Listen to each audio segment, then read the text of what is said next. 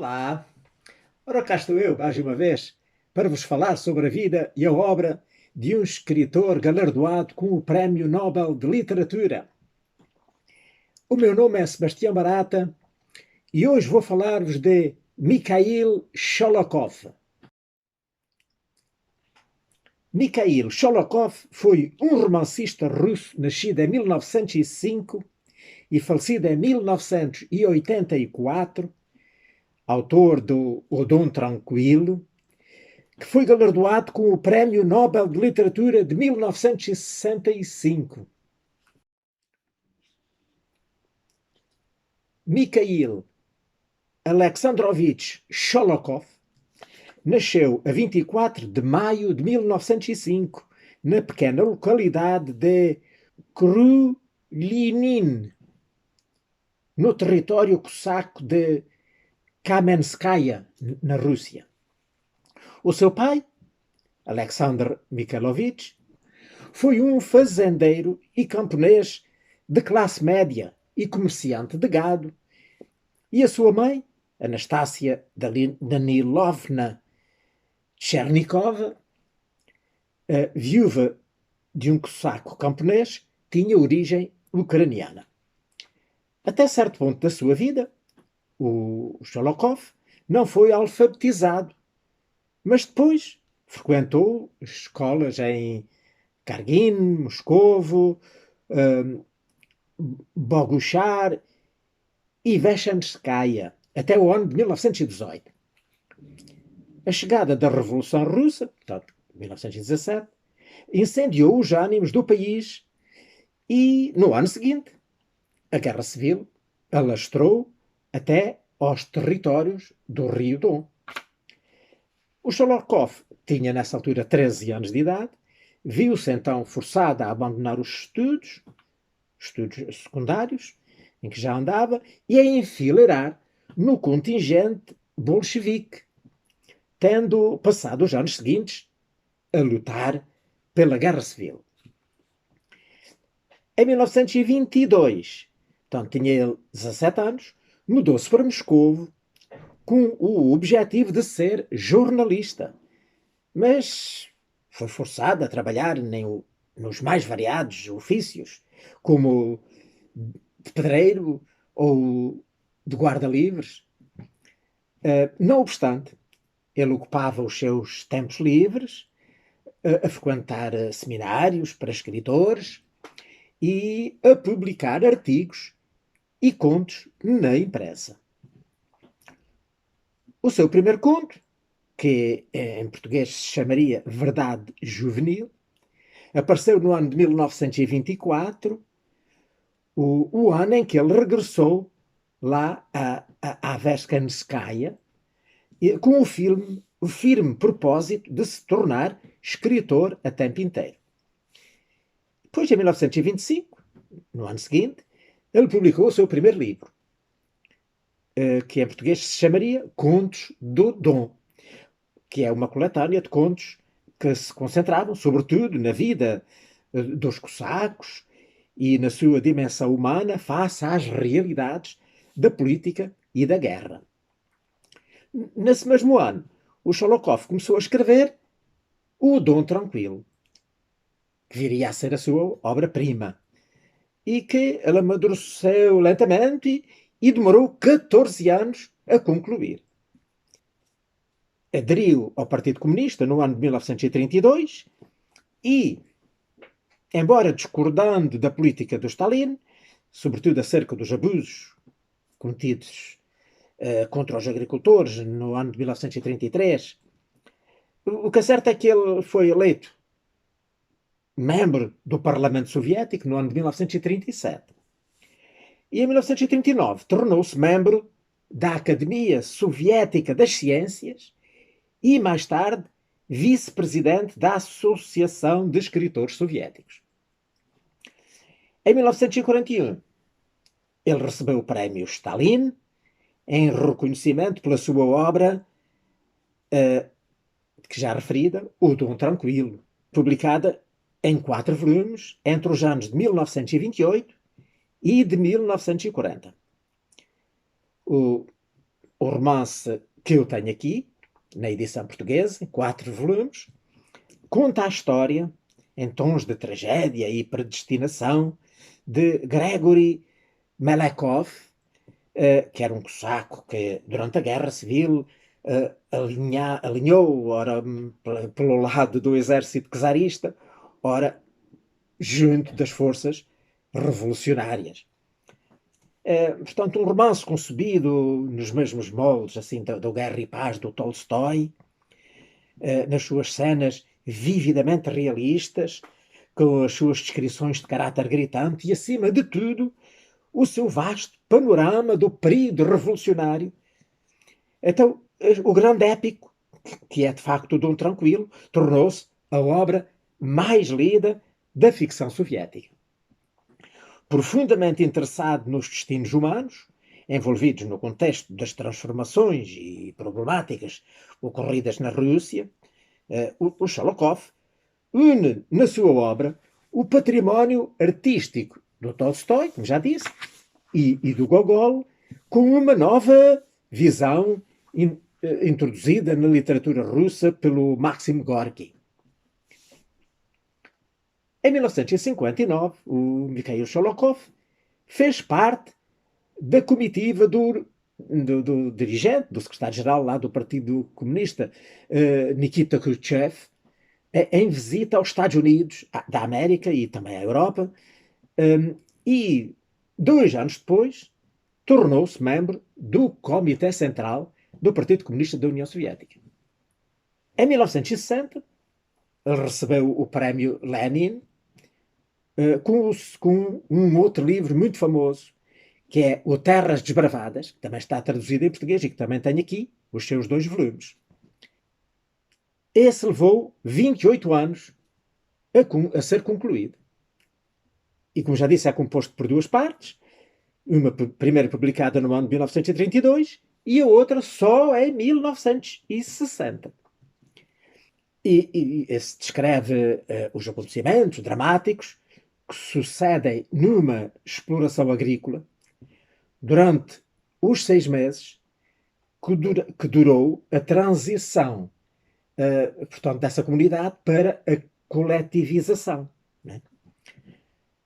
Conforme, portanto, mandava o regime, né, instaurado na União Soviética. Ora, além destas que são, digamos, as suas grandes obras, o Dom Tranquilo e as Terras Desbravadas, há várias outras obras, não muitas, porque ele não escreveu assim muitos livros, mas outras obras que merecem ser referidas, como, por exemplo, o conto que em português teria o nome O Destino de um Homem, que editou em 1957, e que foi depois transformado num filme, num popular filme lá na Rússia, e que trata o poder e a resiliência do amor humano perante as adversidades. Outro livro importante é uma novela que é o Morreram pela Pátria, que também está traduzido em Portugal e que eu também tenho aqui, numa edição de bolso da Europa América, e que foi editada em 1959.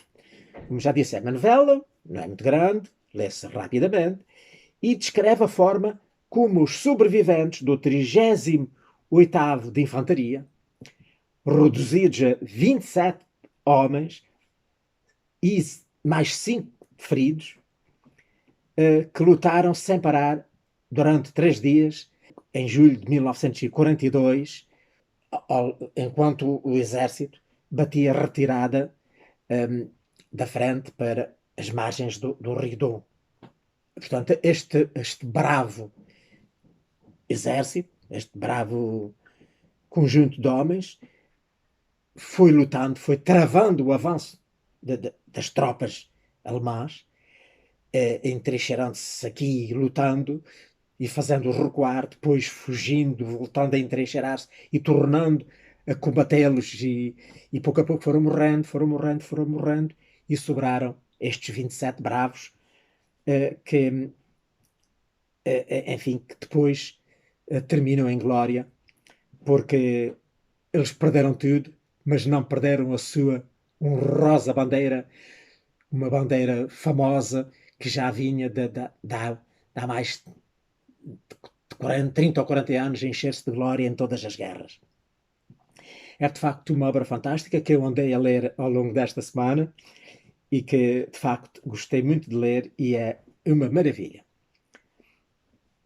Depois, as obras do Sholokov foram reunidas num conjunto de 8 volumes que foram publicados entre os anos de 1956 e de 1960 e que depois tiveram sucessivas reedições, umas ainda durante a vida do Mikhail Sholokov e outras já mesmo depois da morte dele. Depois, no ano de 1965, o Mikhail Sholokov recebeu o Prémio Nobel de Literatura, portanto, desse ano de 1965, pelo poder artístico e integridade com que, no seu épico Dodon, deu expressão a uma fase histórica da vida do povo russo. Foi assim que foi justificada a atribuição do prémio. O Sholokov faleceu, então, no dia 21 de fevereiro de 1984, com 79 anos, lá na sua Verenskaya, onde ele tinha vivido a maior parte da sua vida, a não ser aquele breve período em que ele esteve em Moscou, né, antes de voltar outra vez ao Dom. Lá viveu toda a sua vida e lá morreu, portanto, em glória, considerado hoje um dos mais importantes escritores da União Soviética. Ora bem, depois de ter falado então, digamos, da vida e assim muito sumariamente da obra do Sholokov, eu queria agora falar-vos de uma polémica que tem atravessado os tempos sobre esta grandiosa e maravilhosa obra do Dom Tranquilo. É que esta, que é considerada de facto a mais lida obra da literatura russa, está traduzida em dezenas e dezenas de línguas, é também a mais polémica porque tem sido considerada por vastos setores da literatura russa como um plágio do Mikhail Sholokov. Ele foi acusado de ter plagiado esta obra. Então, como é que isto começou? A controvérsia começou a espalhar-se, mal começou a ser publicada, o livro começou a ser publicado, é que ele ia sendo publicado em, digamos, em capítulos, numa revista, que era October, portanto, em português é outubro, não é? Portanto, outubro, em honra ao mês em que começou a Revolução, não é? Portanto, a revista chamava-se Revista Outubro e que ia publicando os capítulos e que demorou 6 meses a publicar a obra, portanto, em capítulos. E foi logo nessa altura que começou a controvérsia. Lá o Alexander Serafimovich, que era o editor lá da October, explicou que os boatos isso não passavam de invejas lá dos adversários e considerou que havia mesmo uma campanha orquestrada, organizada para espalhar esses boatos de que aquilo era um plágio e que era tudo mentira. Mas uma coisa é certa, é de facto muito provável que tivesse havido mesmo um complô organizado, uma campanha de vários escritores na época, porque naquele tempo ainda não existia a União dos Escritores, que se veio depois a formar só em 1934, e então os escritores russos estavam espalhados por várias associações, não é? Havia mais de uma dúzia de diferentes sindicatos e associações de escritores, e como se compreende, não é? A principal tarefa deles era lutarem contra os adversários, os que não pertenciam à mesma organização, ao mesmo sindicato. E, portanto, é bem provável que realmente se tivesse montado um complô contra ele. Ora, então, e qual era, de facto, o argumento que eles invocavam? Portanto, esses opositores do Sholokov afirmavam insistentemente que tinham quase a certeza de que ele não era o verdadeiro autor da obra. E um dos principais argumentos é que o Sholokov começou a trabalhar nessa obra, tinha ele 21 anos, era podemos chamar hoje quase um garoto, não é? Além disso, ele tinha poucos estudos e não era de certeza capaz de escrever de forma convincente sobre os acontecimentos que tinham ocorrido, portanto, desde o início do século XX, não é? Portanto, ou seja, no primeiro quartel do século XX, quando ele ou ainda nem tinha nascido, ou então era bebê, era um garoto, e contar assim, com tantos pormenores e de uma maneira tão convincente, achavam aquilo que não era muito normal e muito natural. Porque a verdade é que até saírem os 4 volumes, né, a obra vendeu mais de 4 milhões e meio de exemplares só lá na União Soviética. Durante esses 14 anos. E aquilo era, de facto, uma obra que o público adorou e eles achavam que aquilo era muito próprio para aquele, quase um garoto. Ora, um desses principais adversários dele era o Alexander Solzhenitsyn, que era um outro escritor, que era um forte opositor ao regime soviético, de tal maneira que foi forçado a exilar-se, a sair da União Soviética e que se exilou na Suíça, e que viria mais tarde também a ganhar o Prémio Nobel de Literatura, que foi no ano de 1970. Pois, segundo lá o Solzhenitsyn, havia um investigador que afirmava que ele provavelmente entre cerca de 95% dos 2 primeiros volumes, dos 4, né, que compunham a obra, que pertenceriam ao tal autor original, enquanto menos do que 70% dos 2 últimos é que seriam, de facto, da autoria de Sholokov. Ora, esse investigador de que o Solzhenitsyn sempre se recusou a identificar, a quem ele só identificava por D, o D, era a letra D, enfim, acabou por morrer sem conseguir completar o seu trabalho e não conseguiu, de facto, publicar o seu trabalho e provar que tinha razão de que os seus argumentos de que o Sholokov tinha plagiado a maior parte do livro.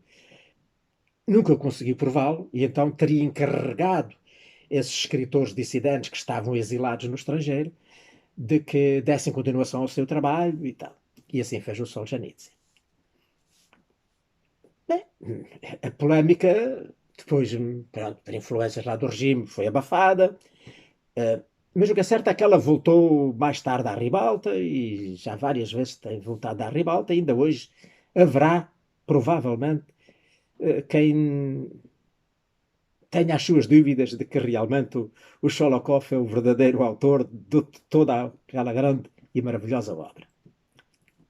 Vários nomes têm sido apontados para quem seria esse escritor fantástico que começou a escrever a obra, mas uma das mais consistentes afirmações é de que seria um tal Fyodor Dmitrievich Kryukov, que era um historiador que também também da região do Don, como o Sholokov, e que teria nascido em 1870.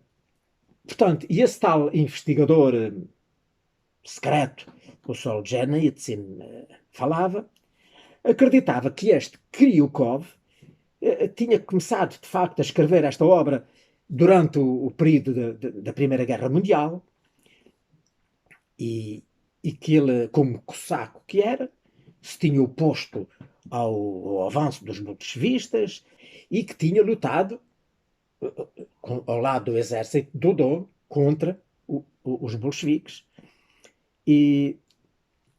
Mas depois, quando pronto, acabaram por ser derrotados e os bolcheviques tomaram o poder, não é, e instauraram a URSS, ele retirou-se de cena e acabou por morrer vítima de febre tifoide quando tinha 50 anos, em 1920. Então, o Sholokov, né, que nesta altura, era quando ele estava lá em Moscou e era jornalista, não é? Na sua qualidade de jornalista, viria, talvez, por qualquer maneira, a chegar-lhe à mão, a ter descoberto a existência desse manuscrito, do Kryukov, e então pegou nele e regressou lá ao Odon, como eu já vos expliquei, às suas origens, pegou no manuscrito e começou a trabalhar nele e então usou para escrever, como base, não é? Para escrever, então, esta grande obra, que omitiu capítulos, enfim, que não eram favoráveis à sua ideia, a ideia de defender o regime, não é verdade? Trocou-os, substituiu-os por outros, escreveu outros novos, enfim, misturou material do manuscrito, digamos, roubado, com material da sua própria lavra, né? E escreveu a obra. Portanto, isto, segundo certos críticos, não é?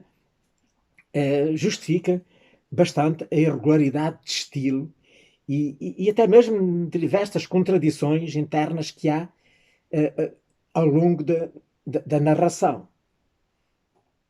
Poderá ser, poderá não ser. Bem, o que é certo é que os outros que apoiavam o Sholokov contra-argumentavam que o facto de ele ser muito jovem não queria dizer nada. Porque naquela altura, na verdade, aquelas crianças que cresciam no campo, uma vida difícil, e eram obrigadas a crescer e a tornar-se adultas muito novos. Não podemos compará-los com aqueles meninos da cidade, não é verdade?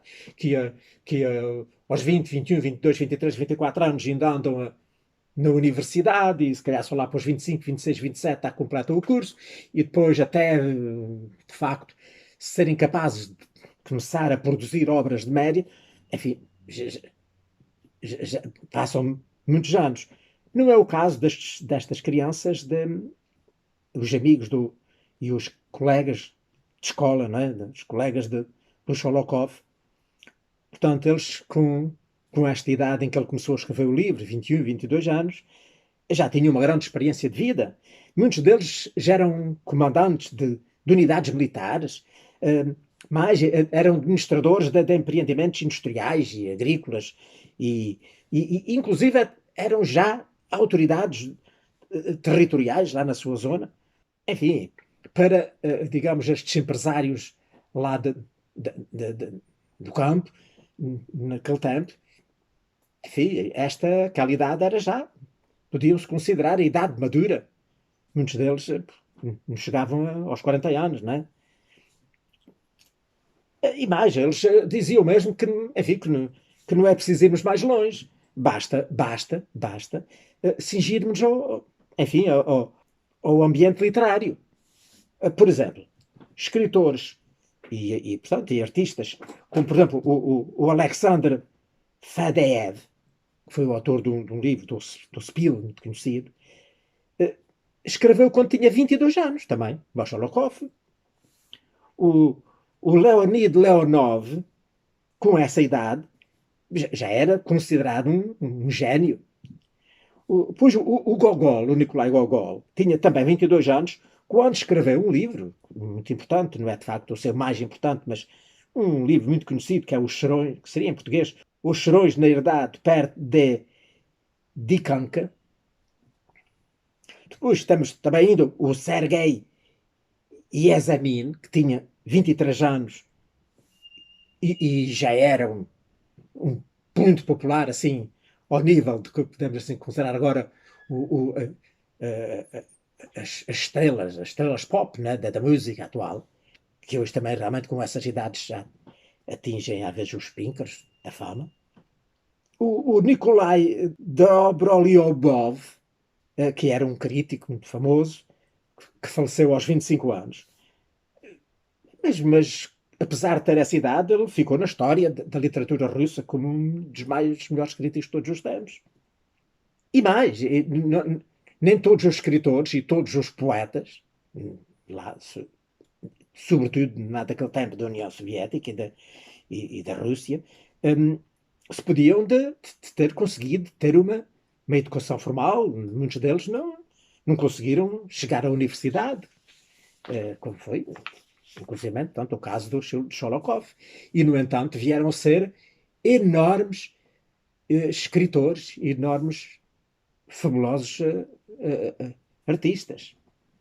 Esta polémica, pronto, foi abafada, hoje está praticamente esquecida, porque realmente, na verdade, nenhuma das partes conseguiu provar os seus argumentos, até porque o Sholokov não deixou nada que permita alterar, enfim, deslindar a situação.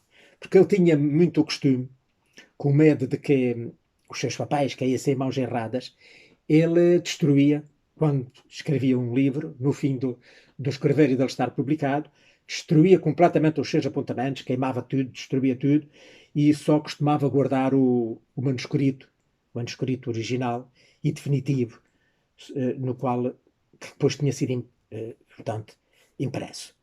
Por isso não há forma de agora deslindarmos nos papéis que não existem do Sholokov. Mas o próprio manuscrito do Dom Tranquilo também desapareceu. Quando foi na Segunda Guerra Mundial, eh, portanto, num bombardeamento, não é, dos aviões da aviação alemã, a casa onde esse manuscrito estava guardado foi bombardeada, foi completamente destruída e arrasada e queimada. E depois o exército Vermelho tentaram, no meio das cinzas, mas não conseguiram recolher mais do que 135 folhas. Foi a única coisa que se conseguiu aproveitar do manuscrito do, do Dom Tranquilo. Portanto, aquilo não era nada para uma obra desta dimensão. Perdeu-se completamente a hipótese de deslindar esta polémica, e por isso assim ficou. E por aí nos ficamos. Portanto, além do mais, como sabem, não é? Portanto, como já deu a entender, não é? O Sholokov era um dos favorecidos do regime, um protegido do regime, até mesmo uma alta figura do regime, como vimos, ele chegou a pertencer ao Comitê Central do PQUS, do PC da União Soviética, e portanto, tinha muito quem lhe defendesse as costas e o defendesse dos seus adversários. Portanto, o assunto por aí ficou e por aqui eu me fico também.